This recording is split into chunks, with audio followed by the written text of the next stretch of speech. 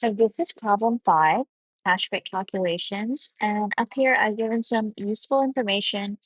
This is a division sign, sorry. And let's start with parts A through C, and we're given this information right here. So we're going to start with a part A, which is a fully associative cache. And we want to calculate offset index tag bits, as well as number of ways slash sets. And so to calculate offset, remember it's log base 2 of block size. So we are doing log base 2 of 128, and that is 7 bits. And that's always the offset, since our block size is always the same. Our total lines is going to be 1 megabyte, because that's our cache, divided by 128 bytes, which is our block size, and we get approximately 8192 lines. And this is always going to be true. And so for part A, B, and C, we're looking at how these lines are arranged. Specifically for a direct map cache, which, oh, sorry, not direct mapped. We're looking first at fully associative cache. We have one big set, and every single line is a way. So think about it like this, like a long rectangle like this, where we have one set, and then we have a bunch of different ways right here. And so for sets, like I said, we only have one. And we can verify this by doing log base 2 of 1, which is 0 bits. For our ways, since everything is contained in this one set, we have 8192 ways, because that's how many lines we have. And then for our tag, we can just take our 32-bit address, 32, subtract off the offset bits, subtract off the set bits, index bits, and we get 25 bits for the tag. And remember, fully associative has no index because there's only one set, and you compare the tag against all 8192 ways. Okay, part B, we're looking at a direct mapped set, and we're using the same values right here. And so for our sets, in this case, think of direct map as the opposite of fully associated, with a rectangle like this, where we have a bunch of sets and just one way. And so our sets are going to be, we need to contain all the lines in it. So we're going to have 8192 sets. For our ways, remember there's only one way. And for our tags, we have 32 minus 7 bits of offset minus, we can do log base 2 of 8192 to get the index, and that gives us 13 bits. And so we subtract out 13 bits here, and we get 12 bits. So that's our direct map cache. And part C, we have our, looks like we have 16 way set associative. So that gives us a good clue on the ways we have. So our sets, remember, we have this many lines, and now we're dividing it by 16 ways. So 8192 divided by 16 gives us 512. And let's just go ahead and calculate our index bits while we're at it. Log base 2 of 512 is 9 bits. And for our ways, well, that's given in the problem, 16 ways. And for our tag, we have same thing, 32-bit address, subtract out the offset, subtract out the index, and that whatever's remaining is our tag. That's it. And so if we're sizing the tag array, because that's part of what the problem was asking, remember tag array bits are going to be tag plus valid plus our dirty bit um multiplied by ways times set.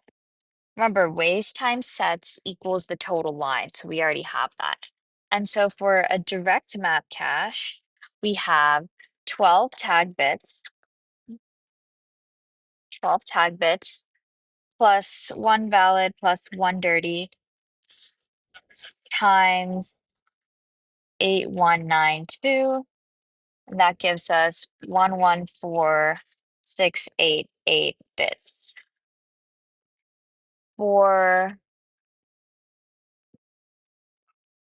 our 16-way set associative,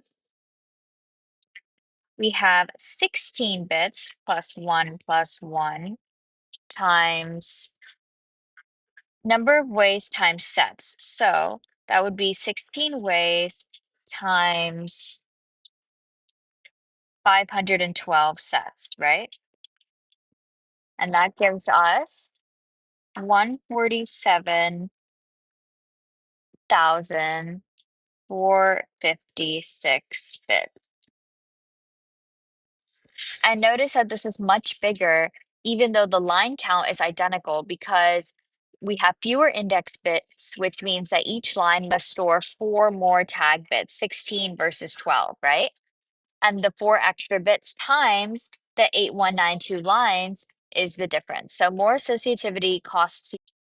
Okay, so let's look at part D through E, and we're given a separate direct map cache with 32 byte blocks, 8 sets, and 32-bit addresses. And we have a C array that has 4 byte ins starting at this address with list at index 0 as the first word of the block. Uh, So to start out with, part D, we're asked how many ins fit into one block. And so since an int is 4 bytes, we have 32 bytes per block, or 32 byte block, divided by 4 bytes per int, and that gives us 8 int per block.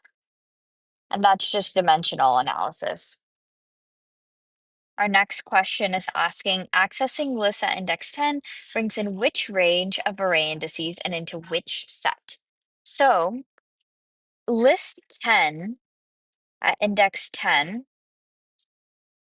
since we have 4 byte int, 10 times 4 gives us the byte offset from the base. So that's 40 bytes from the base address. So then our block number, so which block